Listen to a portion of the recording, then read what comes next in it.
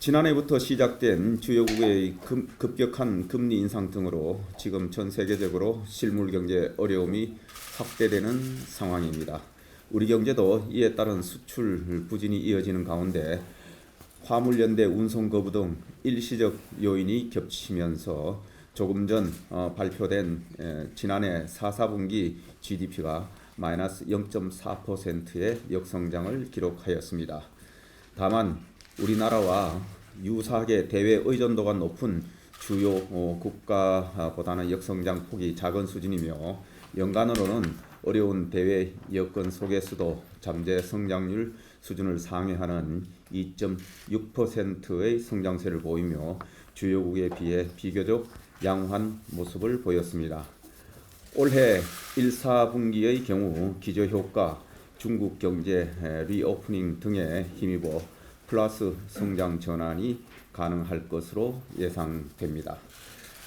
올해 상반기 우리 경제는 세계 경제 위축 등으로 매우 어려운 시기가 될 것으로 전망되고 있습니다만 하반기로 갈수록 세계 경제 및 반도체 업황 개선 등으로 우리 경제도 점차 회복 흐름을 보일 것으로 기대됩니다. 정부는 상반기 경기 보완을 위해 340조 원 규모의 재정, 공공투자, 민간사업 조기 집행을 적극 추진해 나가겠습니다. 특히 규제혁신, 세제, 금융지원 등을 통해 올해 경제 회복의 돌파구인 수출, 투자 활성화에 정책적 역량을 집중하면서 주력 산업의 대규모 투자 사업 발굴 지원, 현장 대기 투자 프로젝트 애로 해소 노력도 더욱 강화하겠습니다. 또한 이번 대통령의 UAE 순방 성과가 조속히 가시적인 수출 투자로 이어질 수 있도록 후속 조치에도 만전을 기하겠습니다. 이러한 방향 하에서 정부는 우리 중소기업의 수출 역량 강화를 적극 추진하겠습니다. 최근 중소기업 수출은 수출 1위국인 대중국 수출 감소 등으로 작년 하반기부터 감소세로 전환된 가운데 디지털 전환 가속화에 따라 미래 신시장 선점을 위한 투자와 수출 동력 확보도 매우 기묘한 상황입니다. 이에 정부는 중소기업 수출이 빠르게 회복되고 글로벌 경쟁력이 제고될 수 있도록 정책적 노력을 강화하겠습니다. 우선 글로벌 강소기업 1000개사를 지정하여 수출 바우처, R&D, 정책금융 등 기업당 최대 109억 원을 집중 지원하고 수출 기업에 원부자재를 공급하는 간접 수출 기업과 수출국 다변화 기업 등에 대한 인센티브도 대폭 확대하겠습니다.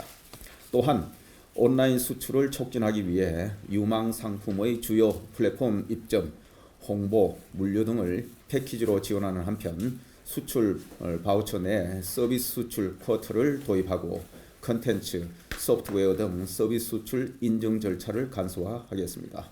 아울러 해외 진출 지원을 위해 기업 간 네트워크, 협업이 가능한 현지 공유 오피스를 운영하고 현장 수요가 높은 해외 규격 인증 관련 전담 대응반을 설치 가동하겠습니다. 보다 자세한 사항은 잠시 후 중기부 장관님께서 말씀이 있으시겠습니다. 다음으로 부동산 세제 보완 방안에 대해 말씀드리겠습니다. 최근 전월세 부담 가중으로 서민 주거 안정을 위한 LH, SH 등 공공주택 사업자의 적극적 역할이 중요해지고 있으나 작년 정기국회에서 정부안과 달리 다주택자에 대한 종부세 중과 제도가 일부 유지됨에 따라 과도한 종부세 부담이 발생하여 임차인에게 전가될 우려가 있습니다.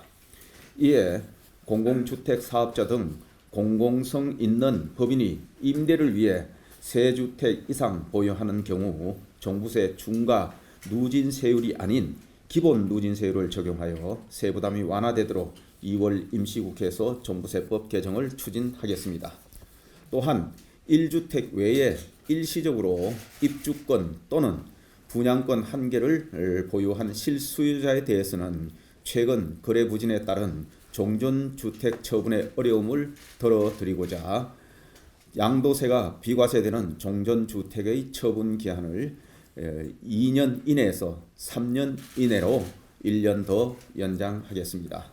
세제 혜택을 조속히 드리기 위해 이번 조치도 일시적 2주택자 처분 기한 연장과 적용 시기를 맞추어 금년 1월 12일 이후 양도분부터 소급하여 적용하도록 2월 중 소득세법 시행령 개정을 추진하겠습니다.